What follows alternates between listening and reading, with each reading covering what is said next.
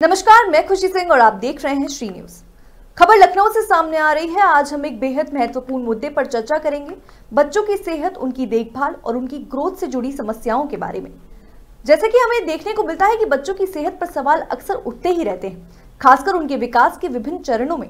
और इसी बीच हमारी सहयोगी प्रज्ञा पांडे ने बलरामपुर अस्पताल के बाल रोग विशेषज्ञ डॉक्टर अनिमेश कुमार से बच्चों की सेहत को लेकर एक खास बातचीत की है।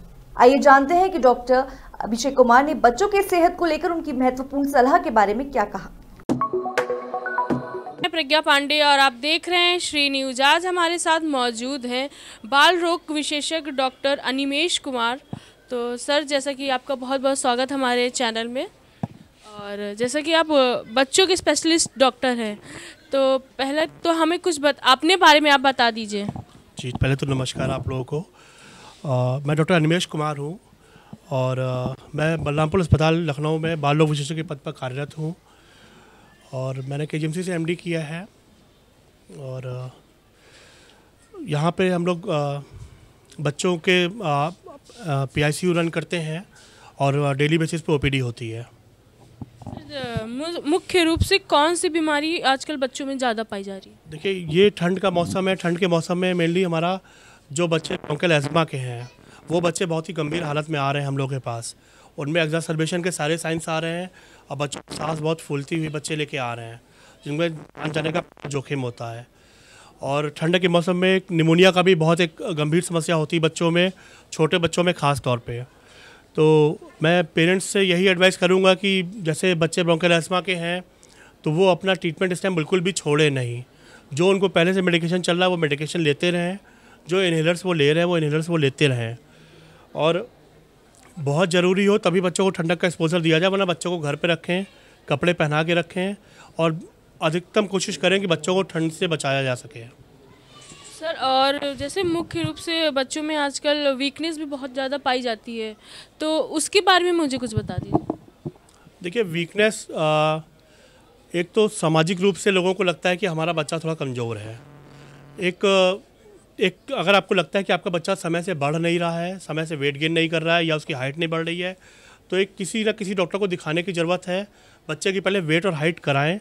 एक हर बच्चे के इंडियन पॉपुलेशन से पैरामीटर्स होते हैं, उन पैरामीटर्स के हिसाब से कि जो है बच्चे की सही में बच्चे की हाइट और वेट कम है, पहले तो ये देखें आप। पारिवारिक बच्चों को देख करके लोग कहते नहीं हमारा बच्चा बढ़ नहीं रहा है, तो ये चीज़ ठीक नहीं है। हाइट की हम बात करें तो आजकल हाइट का बहुत इशू रह गया कि बच्चे बहुत कम ही हाइट तक ग्रो कर पा रहे हैं। तो इसका क्या मुख्य लगता है कि जीन्स में प्रॉब्लम है या कुछ आजकल के खान पान से प्रॉब्लम है? देखिए, खान पान की जो एक समस्या तो है, अडल्ट्रेशन तो है ही एक प्रॉब्लम इंडियन समाज की, बट लेकिन हाइट बच्चों की डिपेंड करती है माता पिता की हाइट पे। तो अगर जितने माता पिता की हाइट है, बच्चा के ग्रोथ पोटेंशियल होता है, तो बच्चा उतना ही हाइट गेन कर सकता है। तो और बच्चों को देख के ज़बरदस्ती बच्चे पे दबाव डालना, नहीं बच्चा हमारा बढ़ नहीं रहा है, ये कहीं से भी उचित नहीं है।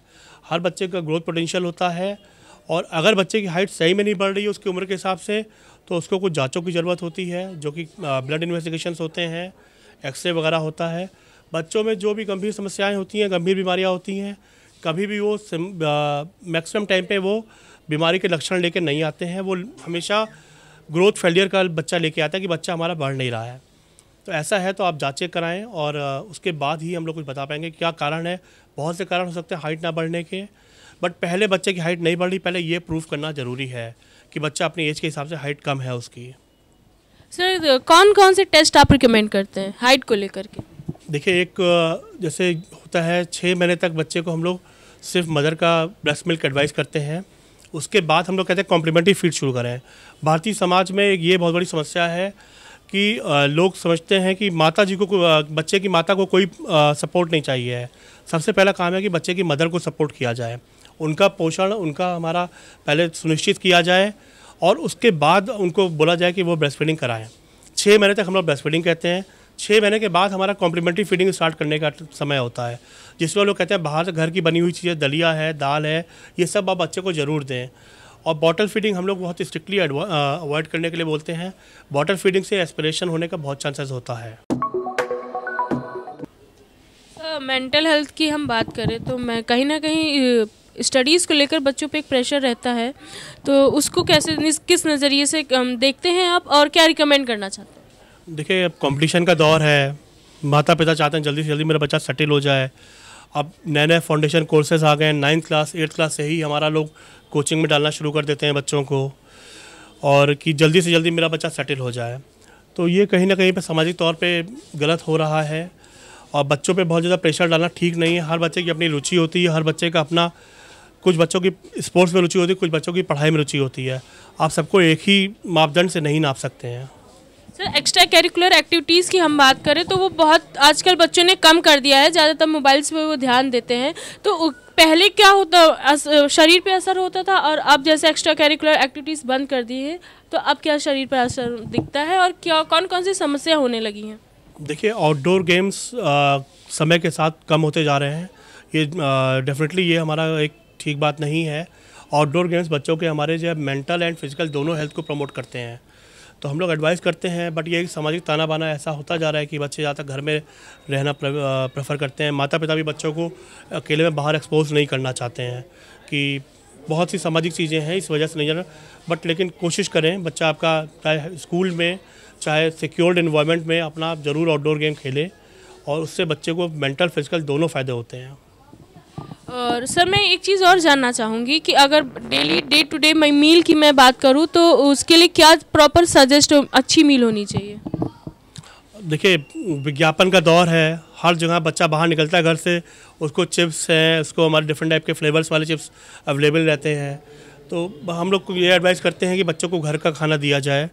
घर का ही खाना बच्चे को अच्छा बना के दे, बच्चा बिल्कुल उसको खाएगा। और एक बात जो बहुत इंपॉर्टेंट मैं कहना चाहूँगा कि बहुत ज़्यादा मिल्क फीडिंग ना कराएं। अगर आप बच्चे का पेट बहुत ज़्यादा मिल्क पिला पिला के भर देंगे तो बच्चा नहीं खाएगा।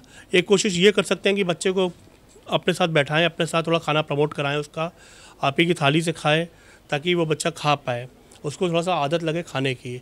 मिल्क फीडिंग कम करें, 6 महीने के बाद कॉम्प्लीमेंट्री फीड स्टार्ट करें, और बाहर के इन विज्ञापनों से थोड़ा बचाएं। कोशिश करें, बच्चे मानते तो हैं नहीं, बच्चे जिद करते हैं, बट कोशिश करें बच्चों को घर का ही अच्छे से अच्छा बनाया हुआ दिया जाए।